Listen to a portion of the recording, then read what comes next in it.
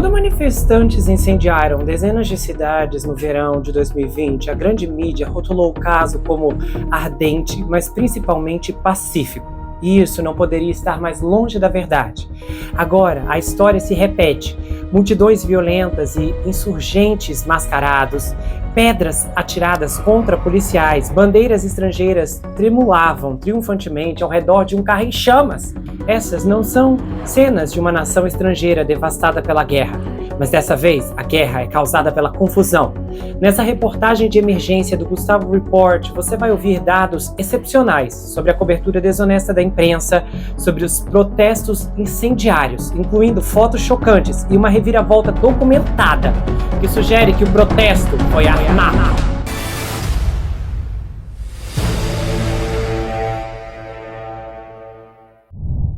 Olá pessoal, bem-vindos a esse canal. Eu sou Gustavo Negreiros, seu psicanalista favorito, e hoje estamos em mais uma atração do Gustavo Report, nessa peça que eu queria muito produzir. Eu consegui encontrar um tempinho hoje para trazer os dados relevantes, lembrando que empiricamente tudo que eu vou dizer aqui é muito bem embasado, especificamente porque eu tenho visto vários comentários desinformados, para dizer o mínimo, e pessoas que estão sendo enganadas pelos ventos dos jornais que destoam completamente a história do seu percurso original. Lembrando que eu vou trazer os dados e a minha análise no final, e eu produzo muito material de qualidade no canal. Nesse momento estou cobrindo o julgamento do Sean Diddy Combs pela 5ª semana seguida, então você confere aqui audiências, tem uma playlist super organizada, além de outras histórias que eu produzo. E nós vamos iniciar esse episódio agora. Os protestos começaram na sexta-feira, quando batidas policiais de imigração ocorreram na região de Los Angeles. Um vídeo da tarde de sexta mostrou manifestantes se reunindo em frente a um depósito de roupas que o ICE estava mirando, e manifestantes tentando parar uma van da polícia. No fim da semana, os protestos se intensificaram, com algumas manifestações sendo declaradas reuniões ilegais e a Guarda Nacional sendo mobilizada. Esse último trecho é literalmente a fala de um canal de TV. As manifestações se tornaram extremamente violentas no domingo, quando milhares de manifestantes no centro de Los Angeles soltaram fogos de artifício e incendiaram vários táxis autônomos da Waymo. Pelo menos 3 foram incendiados enquanto os manifestantes cortavam pneus e quebravam para-brisa. Os manifestantes também jogaram patinetes elétricos da Lime nas chamas. Em um comunicado, o LAPD alertou as pessoas para ficarem longe da área, pois baterias de íons de lítio em chamas liberaram gases tóxicos, incluindo fluoreto de hidrogênio, representando riscos para os socorristas e para as pessoas próximas. E enquanto a polícia tentava conter a agitação de domingo, uma repórter australiana foi baleada com uma bala de borracha ao vivo. A correspondente americana do Nine News, Lauren Tomasi, foi atingida na perna por uma bala de borracha disparada por um policial do Departamento de Polícia de Los Angeles. Agentes do ICE, então, estão em Los Angeles como parte da repressão do presidente Trump à imigração ilegal nos Estados Unidos.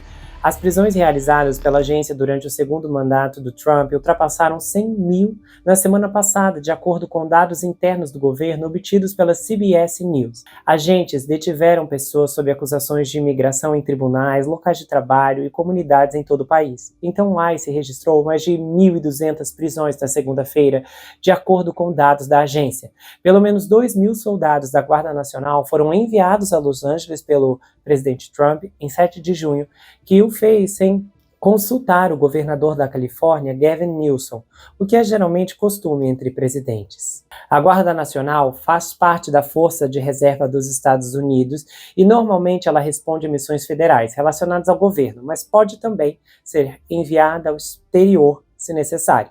Manifestações, então, eclodiram no sul da Califórnia depois que agentes federais do Serviço de Imigração e Alfândega, o ICE, do Departamento de Segurança Interna, DHS, do FBI e da Agência de Repressão às Substâncias realizaram incursões em Los Angeles. 2 lojas Home Depots e um atacadista de roupas estavam entre os locais visados com trabalhadores suspeitos de serem imigrantes ilegais detidos.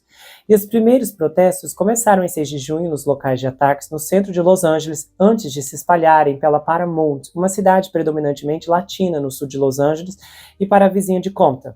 Multidões tentaram impedir que os agentes federais fossem embora, jogando lixeiras nos veículos e bloqueando as estradas. Tropas, portando ferramentas longas e escudos anti-motim, enfrentaram manifestantes no dia 8, que gritavam: "Vergonha! e vá para casa. Depois que alguns se aproximaram dos membros da Guarda Nacional, outro grupo de policiais uniformizados avançou em direção ao grupo, disparando latas cheias de fumaça na rua. O Departamento de Polícia de Los Angeles também disparou munições de controle de multidão para dispersar os manifestantes.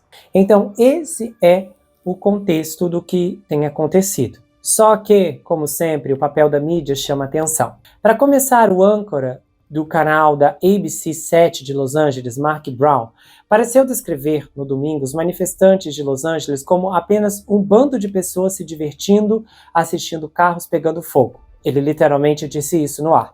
A CNN, responsável pela frase que definiu a cobertura da grande mídia sobre os distúrbios de George Floyd em 2020, descreveu também a confusão, seguindo o mesmo teor. Juliette Kane, analista sênior de segurança nacional da CNN, disse: então, a agitação para começar, há protestos legais, o que é permitido nesse país. Há alguma agitação, geralmente controlada pelas autoridades locais e, se necessário, com apoio estadual por meio da Polícia Estadual e às vezes até mesmo da Guarda Nacional, sob a autoridade de um governador.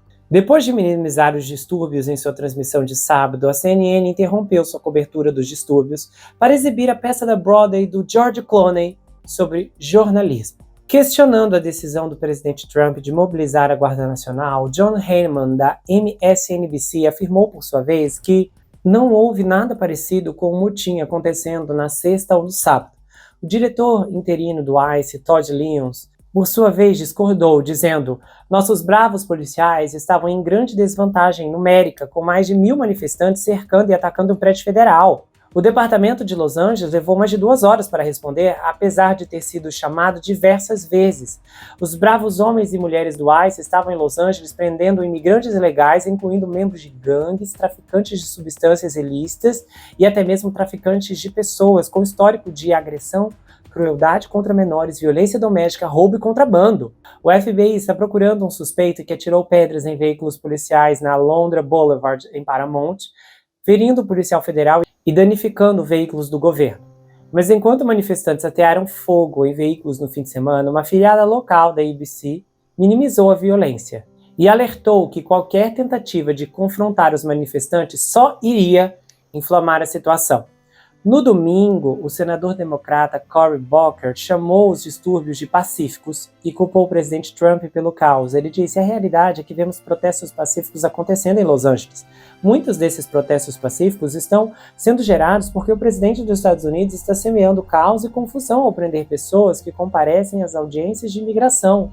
Então, o chefe de polícia de Los Angeles, Jim McDonnell, admitiu, na noite de domingo, que o seu departamento de fato não tinha a situação sob controle. Ele disse: estamos sobrecarregados. Esta noite tivemos pessoas atirando fogos de artifícios comerciais contra nossos policiais. Isso pode tirar nossas vidas.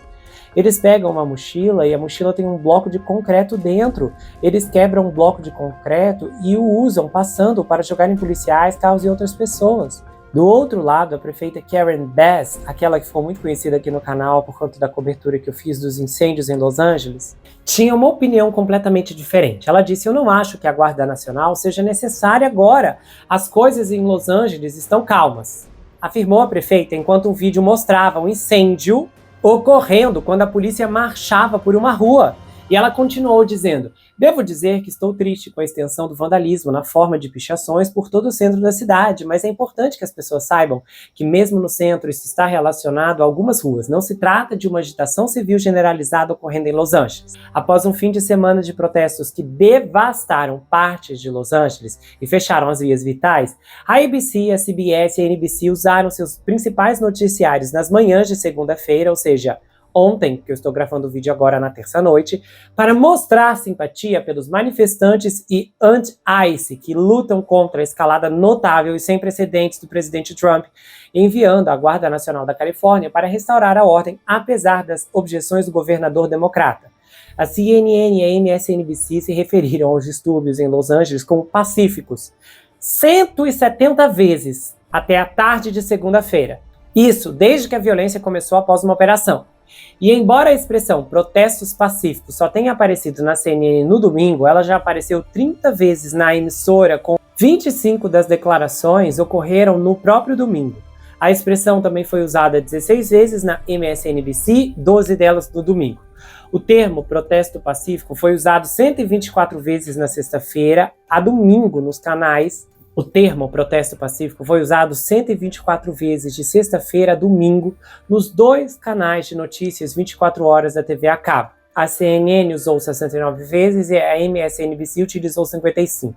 Ao longo das 5 reportagens da primeira hora e mais 2 com destaques na segunda hora, o Tom se recusou a culpar a multidão pela destruição de propriedade. Em vez disso, o relato foi parcial sobre as cenas tensas e apenas uma linguagem direta para as últimas batidas do Trump contra imigrantes ilegais que os manifestantes usaram como pretexto para causar caos enquanto agitavam bandeiras estrangeiras. Bom, os danos continuaram fio abaixo. Saqueadores destruíram lojas em Los Angeles e até mesmo um museu dedicado aos imigrantes nipo-americanos foi vandalizado. Janelas foram quebradas e mercadorias foram roubadas na loja da Apple na Broadway, em Los Angeles, inclusive, e também a loja da Adidas no mesmo quarteirão foi arrombada e os tênis foram roubados por uma multidão frenética. As janelas de uma joalheria próxima também foram quebradas e as prateleiras da loja foram completamente esvaziadas por saqueadores, enquanto 2 dispensários de substâncias ilícitas e uma farmácia também foram invadidos. Imagens de caos mostraram multidões de hooligans mascarados e encapuzados invadindo as lojas e pegando braçadas de qualquer coisa que estivesse à vista e depois voltando para a rua espalhando mercadorias enquanto fugiam. Alguns correram direto para as fileiras de policiais que aguardavam, mas muitos conseguiram se livrar dos policiais sobrecarregados e escapar.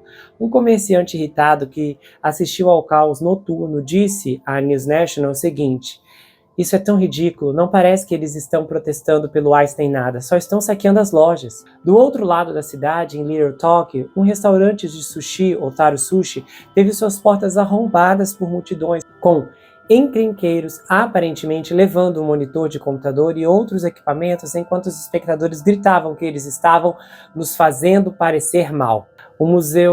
Voluntários foram ao museu na terça-feira de manhã com escovas e sabão para ajudar a limpar o máximo possível de objetos de vandalismo, segundo as fotos. E na Broadway, trabalhadores foram vistos trabalhando arduamente para varrer e fazer um balanço das lojas danificadas enquanto janelas e portas quebradas estavam cobertas com tapa. O Trump enviava outra leva de tropas de Guarda Nacional, assim como forças da Marinha para conter o caos. Essas implantações, que os líderes da Califórnia de Los Angeles dizem que não fizeram nada além de atiçar o caos na cidade, devem custar pelo menos 134 milhões, segundo o que o Pentágono revelou na terça-feira. O secretário de Defesa Pete Hegseth disse que é provável que as tropas permaneçam em Los Angeles por cerca de 60 dias, dizendo em uma audiência orçamentária da Câmara que os manifestantes eram desordeiros, saqueadores e bandidos. Agora, se você estivesse perguntando como exatamente o protesto começou, bom, uma parte da verdade vem agora, porque uma informação falsa pode ter desencadeado tudo. Quando foi noticiado sobre os confrontos entre o ICE e as pessoas nas ruas no sábado, circulavam 2 histórias sobre como tudo começou. O LA Times noticiava que havia relatos de que o ICE estava atacando trabalhadores diaristas de uma loja chamada Home Depot em Paramount. Então, essa cidade, que é composta por 82% de latinos, manifestantes se reuniram ao longo da Alondra após relatos de que os agentes estavam atacando pessoas e tal, onde trabalhadores diaristas costumam se reunir em busca de trabalho. E aí um grupo de manifestantes se posicionou perto da saída de Alondra da rodovia 710, enquanto um segundo grupo se reuniu na Home Depot. O Los Angeles Times não revelou a origem dessas reportagens sobre a perseguição a diaristas, mas parece ter sido a história que todos na região ouviram na manhã de sábado. Um membro da Assembleia Legislativa da Califórnia, José Luiz Solange, que representa a região de Paramount, que inclui a Home Depot, dirigiu pela rodovia a caminho de um evento comunitário na vizinhança de Lakewood, quando avistou uma caravana de veículos da Alfândega e Proteção de Fronteiras dos Estados Unidos saindo da Alondra Boulevard. A rua atravessa o coração da comunidade de classe trabalhadora, em grande parte imigrante latina de Paramount. Então ele se virou, pensando que pudessem estar realizando uma operação de imigração em seu distrito, e o seguiu até um complexo de escritórios, o Paramount Business Center, do outro lado da rua. E aí a Polícia Federal tem uma instalação em Paramount e, sem entender o porquê de estarem ali, ele decidiu gravar uma postagem para o Instagram. O vídeo postado foi aparentemente o que começou a atrair manifestantes de qualquer forma e isso se espalhou, virou notícia de que eles estavam atacando Home Depot do outro lado da rua. Só que isso nunca foi o caso.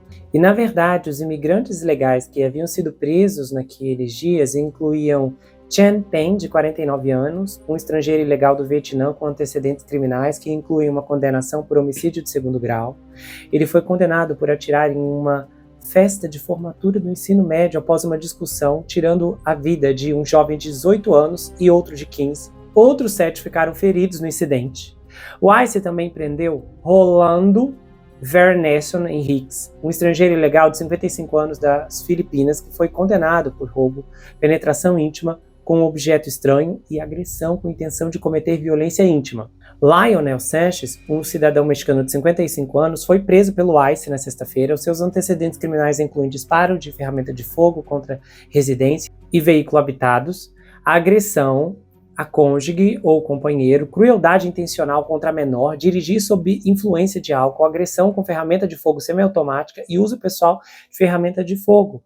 Outros presos tinham condenações por agressão, roubo, distribuição de substâncias ilícitas e tráfico de pessoas. Um outro jornal chegou a dizer que quando os outros jornais relatarem que esses homens foram deportados, eles serão descritos apenas como homens da Califórnia. Portanto, naquela manhã em particular, não está claro quem os agentes do ICE tinham como alvo no sábado, mas parece que eles nunca chegaram a prender ninguém, porque estavam ocupados lidando com uma multidão enfurecida. As pessoas como o assembleiano Solange, que ajudou a instigar essa multidão com seus vídeos, provavelmente garantiu várias e dezenas de outros criminosos escapassem da prisão do ICE e permanecessem nesses bairros.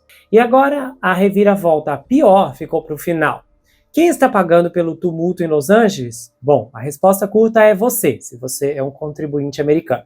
A resposta mais longa é um pouco mais complicada, porque há outros atores envolvidos, incluindo doadores conhecidos e anônimos, pasmem, até mesmo o Partido Comunista Chinês por meio de recortes, a academia por meio de esforços de propaganda e outros. Mas os maiores financiadores são ONGs apoiadas pelas governanças estaduais e até mesmo na federal. Há muitos envolvidos nos distúrbios de Los Angeles, mas o maior coordenando a ação é um grupo chamado Tyria. A maior parte do dinheiro que flui para grupos como o Tyria entra isento de impostos, seja por meio de doações ou lavado por meio de fundos aconselhados por doadores. A Coalizão pelos Direitos Humanos dos Imigrantes, a TIRLA, é uma das principais organizações que fomenta a resposta violenta às ações de fiscalização da imigração.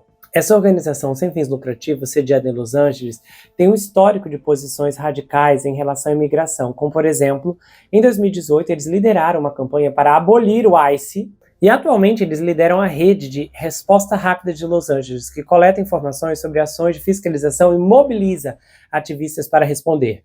E essa ONG capta muito dinheiro porque eles possuem fortes laços com o Partido Democrata da Califórnia, e aí eles apoiam a eleição de candidatos democratas por meio do seu braço de lobby, sem contar um relacionamento próximo com a prefeita de Los Angeles, a Karen. Eles também estão próximos aos sindicatos do estado, que por sua vez são grandes financiadores. Então, em troca, esses políticos que são eleitos a partir desses movimentos, retribui com a aprovação de leis e movimento de fundos que são desviados para essa fundação de forma legal. E eu consegui encontrar documentos de uma auditoria financeira que mostra que no ano fiscal encerrado em junho de 2023, a organização recebeu 34 milhões do Estado, principalmente por meio do Departamento de Serviços Sociais, o que representa 72% de sua receita total. Isso também representou um aumento de quase 3 vezes em relação ao ano anterior. A TIRLA também recebeu um contrato federal de $450 mil em 2023, que a prefeita assumiu publicamente como mérito por ter ajudado a garantir. O DHS congelou o financiamento em fevereiro, o que motivou uma ação judicial movida pela TIRLA. Então, o DH cancelou o contrato e a ação foi arquivada. A TIRLA, que atua atacando agentes do ICE, também é financiada pelo Departamento de Segurança Interna. E aí os políticos se unem para garantir o apoio da Tirlan e unidades locais do governo canalizam recursos para eles, recursos que muitas vezes vêm do governo federal na forma de subsídios. Tudo isso é planejado e executado, todos os seus aliados políticos. E, é claro, o dinheiro de impostos do contribuinte acaba sendo usado pela política local e estadual para financiar esses movimentos, que no fim são usados para manipular as pessoas, fazendo-as acreditar que a oposição está incitando as pessoas com suas ações fascistas. E a grande mídia rapidamente percebeu que não podia mais defender a violência e o simbolismo anti-americano que definem a resistência à deportação. E então ela fez o possível para minimizar e até mesmo negar isso. De acordo com Dana Bash, da CNN, o caos que marcou o fim da semana não é um motim de verdade. Ela disse, mesmo que fosse, o tumulto está sob controle. A ABC trabalhou horas extras durante sua transmissão para retratar as autoridades policiais como perpetradoras de um confronto massivo. E ao que parece, a grande mídia ainda não aprendeu nada com os últimos 5 anos sobre como sua tentativa revisionista de pintar o furor criminoso como uma rotina e uma desordem sem graça afeta os americanos, que estão rapidamente perdendo a confiança nas redações para relatar os fatos. Só para vocês terem noção, a MSNBC, que é de longe a emissora mais desonesta da TV a cabo, tem receio de revelar a raça quando o criminoso pertence a uma minoria. Recentemente, eles noticiaram que um criminoso em particular era um homem branco, mesmo exibindo na tela a foto de um criminoso norte-africano de pele morena. Homem branco sugere caucasiano, etnicamente do norte da Europa, o que teria sido uma surpresa, mas não era verdade. Bom, para ser sincero com vocês, a prefeita, ela me noja, porque eu fiz aqui uma cobertura de 8 episódios dos incêndios. Eu lembro de um dos episódios que eu fiquei muito emocionado com o relato dos irmãos, que um conseguiu sair da casa, o outro ficou. Milhares de pessoas perderam a vida nos incêndios. E a prefeita, com tudo que eu descobri e trouxe na investigação, se eu não me engano, no episódio 3, deveria estar presa por traição. Essa criminosa, ela sabia que o fogo tinha começado e mesmo assim viajou, sem contar que ela foi avisada com antecedência que o incêndio estava prestes a estourar. E ela não fez nada, principalmente que ela poderia ter revertido os efeitos do matagal. E agora ela continua colaborando para a destruição do Estado. É triste quando você olha e vê que muitas pessoas acabam sendo levadas por essas notícias. Eu sou particularmente contra protestos que levam a vandalismo, pichação. Eu não concordo, eu não apoio e não aprovo. Nesse caso aqui, nós estamos vendo bandidos, pessoas que estão invadindo lojas, que estão roubando. Isso nada tem a ver com protesto. Se você está protestando e você precisa destruir uma loja e roubar algo que não lhe pertence, então você está usando nesse caso, falso protesto em si, para se apropriar do que é indevido, o que faz de você um criminoso da pior espécie. Essas pessoas me dão nojo.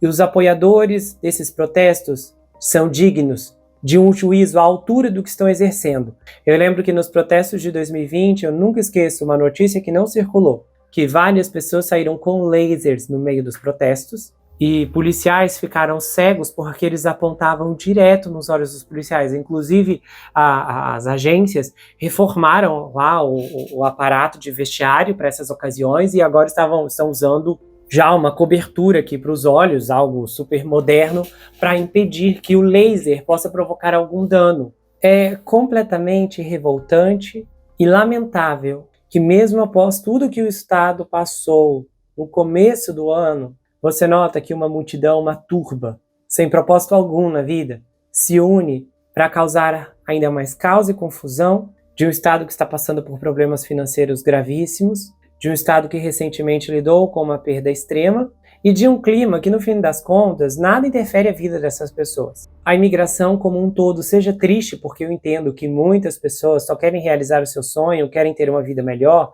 Eu produzi, na verdade, 2 episódios trazendo estatísticas sobre imigração, só que eu acabei não lançando, não deu tempo. Isso já tem alguns meses, o episódio ainda está arquivado. E nele eu trago muitas estatísticas interessantes. E eu até comentei na minha análise, a maior parte das pessoas que migram querem alcançar uma vida melhor. Mas eu entendo que o governo de um país precisa ter responsabilidade de priorizar a segurança, o bem-estar e a qualidade de vida dos seus cidadãos, e que não é possível privilegiar os estrangeiros, e que por isso a imigração, por mais que seja triste e pode ser o fim de determinados sonhos para muitas pessoas, acaba sendo nada mais do que o cumprir da lei. E é engraçado que esse criminoso desse cara da Assembleia, Lewis, estava prontinho para iniciar uma confusão com seu celular, o que significa que essas pessoas são treinadas e preparadas para promover uma confusão que privilegia suas crenças e objetivos que, no fundo, só querem reforçar a desordem. E aí você tem dois tipos de pessoas comuns: as que estão vivendo as suas vidas, ou seja, tentando sobreviver a mais um tumulto, e as que acabam sendo atraídas para esse rolo por completo e passam por um processo grupal chamado desidentificação, que ocorre quando várias pessoas no meio de uma multidão perdem o senso de individualidade e elas então ficam submersas e submissas ao grupo. E isso resulta na adoção do comportamento grupal, o que explica muitas pessoas, muitas vezes, no meio desses grupos, exercerem ações que posteriormente elas se arrependem ou então conseguem relatar: meu Deus, eu não pensei com clareza quando eu fiz tal pichação. Normalmente você tem uma maioria significativa dentro dessas condições que não se preparou para esse tipo de comportamento, não planejou e nem tem isso como regra de conduta no dia a dia. Mas os critérios de ausência de senso de responsabilidade e anonimato impulsionam esses aspectos para explorar dos indivíduos o pior deles.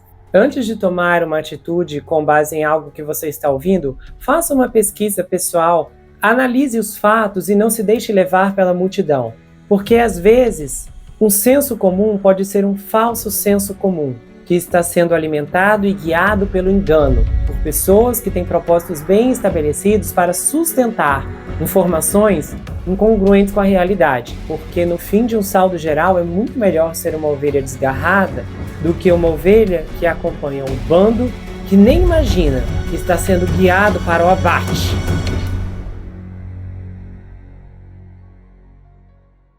Se você gostou desse episódio, se inscreva no canal, ative o sininho, que é muito importante, confira se ele está selecionado para você receber todas as notificações. Do contrário, o YouTube não vai levar até você todos os episódios que eu produzo aqui. Compartilhe esse vídeo, comenta, dá o seu like. E se você quiser, você pode me seguir, Gustavo N Psicanalista, lá no Instagram. Eu também tenho um canal de cortes, onde as análises são recortadas e postadas por lá, além que eu também tenho um grupo no Telegram, onde eu faço postagens recorrentes, converso com os inscritos, faço enquetes, tenho uma interação muito exclusiva e colaborativa por lá. E se você quiser saber mais sobre mim, adquira meu livro Perfeito Estranho.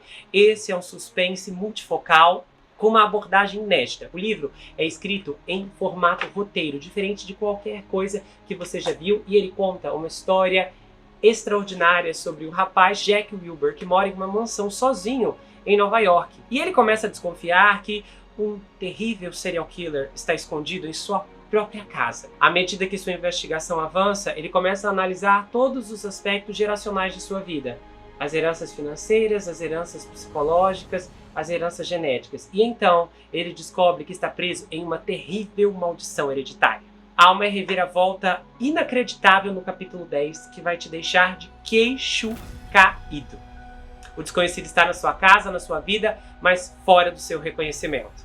O livro vai autografado, se você quiser, é enviado para qualquer lugar do Brasil e quase qualquer lugar do mundo. Você pode adquirir pelo meu site, entrar em contato comigo pelo Instagram ou pelo Telegram. A gente se vê no próximo caso e não se esqueça que aqui você sempre vai ter uma amiga. Até mais, pessoal!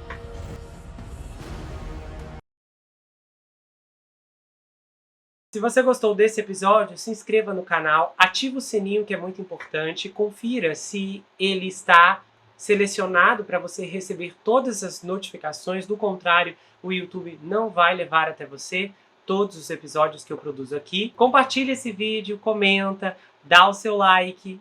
E se